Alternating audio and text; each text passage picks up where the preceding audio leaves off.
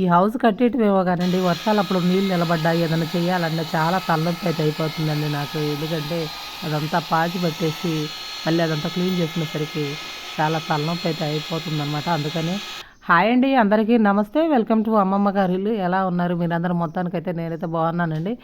ఇది కట్టించి కూడా దాదాపు 1.5 ఇయర్ అయితే అయిపోయిందనమాట.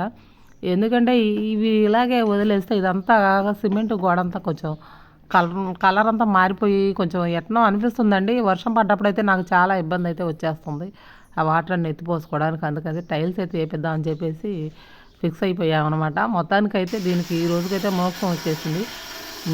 ఇది కట్టించి అలాగే వదిలిపెట్టి ఉంచేసాము. సమ్మర్ వస్తే ఇంకా మా వారు మా మనవాళ్ళు మనవరాళ్ళు దీంట్లో చాలా అయితే రిలాక్స్ అయితే అవుతున్నారు. ఈసారి సమ్మర్కి అయితే అలా అవకాశం ఉండదు వీళ్ళకి, ఎందుకంటే మొత్తం క్లీన్ చేపించి టైల్స్ వేపిస్తున్నాం కదా. అందుకని ఇది మొత్తం శుభ్రంగా చేసిన తర్వాత టైల్స్ అయితే వేసిన తర్వాత దీనికైతే ఒక ఆకారం అయితే వచ్చేస్తుంది. ఎందుకంటే అలాగే ఉంటే కొంచెం చూడడానికి కూడా సింపుల్గా అనిపిస్తుంది. దీంట్లో ఏదన్నా లోటస్ ప్లాంట్ లాంటి ఏదైనా పెట్టేస్తే బాగుంటుంది అని చెప్పేసి ఎలాగ కట్టించాం కాబట్టి ఈ ఐడియాతో వచ్చిందనమాట. మొత్తానికైతే ఆలోచించి ఇలా దీన్ని అయితే ఒక దారికైతే తీసుకురావడానికి ఫిక్స్ అయిపోయాము. వీటిని ఆ దుమ్మంతా ఇంట్లోకి వచ్చేస్తుందని డోర్లు అయితే వేసి ఒక 5 నిమిషాలు లోపల కూర్చున్నామండి. ఇంట్లో ఇలా పని చేయించినప్పుడు డస్ట్ అయితే చూడండి ఎలా వస్తుందో. ఎందుకంటే అదంతా క్లీన్ చేసుకోవడం మనకి డబల్ పని అయిపోద్ది అనమాట. ఈ హౌస్కి ఈ టైల్స్ ఇవన్నీ ఎత్తుకడానికి 2 రోజులు అయితే టైం పట్టిందండి. ఒక రోజు లోపల సరిపోయింది, నెక్స్ట్ వచ్చేసి బయట ఒక పూట అయితే చేశారనమాట. మొత్తానికి ఈ టైల్స్ అయితే ముందైతే వాటర్లో నానబెట్టుకున్న తర్వాత, ఎందుకంటే వాళ్ళకి ఏ షేప్ కావాలన్నా కట్ చేసుకోవడానికి చాలా ఈజీగా ఉంటుంది కాబట్టి అలాగైతే చేస్తున్నారనమాట. ఇవి ఎడ్జీలో వచ్చేసి దీనికైతే మామూలుగా చూస్తున్నారు కదా, ఈ పిల్లలు ఆడుకుంటా ఈ మూలలు తగిలారనుకోండి చాలా దెబ్బ అయితే తగులుద్ది. అందుకనే దానికి బీడింగ్ అయితే అరేంజ్ చేద్దామని చెప్పేసి ఈ మూలకి పిల్లలు, ఎందుకంటే ఆ గల్లీలో రన్నింగేనండి, వాళ్ళు ఉరుకులు పరుగులు చేస్తుంటారు. ఈ బీడింగ్ వేయటం వల్ల ఏంటంటే వాళ్ళు పొరపాటున తగిలినా కూడా అంత దెబ్బ అయితే తగలదనమాట.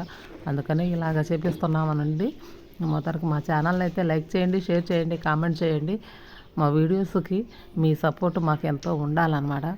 ఇంకా దీనికైతే మామూలుగా ఉన్నప్పుడు ఒకలాగా అనిపించిందండి. ఈ టైల్స్ వేయించిన తర్వాత కొంచెం షో అయితే వచ్చేసింది అనమాట. ఇవన్నీ అంటించిన తర్వాత వీటికి సిమెంట్ అంతా క్లీన్ చేసేసి మక్కు పెట్టి ఎక్కడన్నా లీకేజీ అవ్వకుండా వాటికైతే పెడుతున్నారనమాట. ఇక్కడైతే హోల్ వేపిస్తున్నామండి. ఎందుకంటే మామూలుగా వాటర్ మార్చుకోవాలంటే ఇన్ని వాటర్ మనం మారవాలంటే బ్యాక్ పెయిన్ వస్తుందండి. అందుకని ట్యాప్ ఉంటే మనకు చాలా ఈజీ అయిపోయింది అనమాట. ఇంకా లోపలైతే అడుగు భాగంలో బ్లాక్ అయితే వేపిస్తే బాగుంటుంది అని చెప్పేసి మొత్తానికైతే, ఎందుకంటే చుట్టూ వైట్ ఉంది, లోపల బ్లాక్ బాగుంటాయి అని చెప్పేసి పిల్లలు అయితే బ్లాక్ అయితే సెలెక్షన్ చేశారు. చూడండి, బ్లాక్ వేసిన తర్వాత చాలా కలర్ఫుల్గా అనిపిస్తుంది మొత్తానికి హౌస్ అయితే. దీనికి ఒక రూప్ అయితే వచ్చేసింది. ఇంకా ఇది కనిపిస్తుంది కదా, ఇవి వాటర్ ఎక్కడన్నా లీక్ అవ్వకుండా ఇలా పెట్టేశారనమాట. మొత్తానికి మీకు ఎలా కనిపించిందో కామెంట్ చేయండి.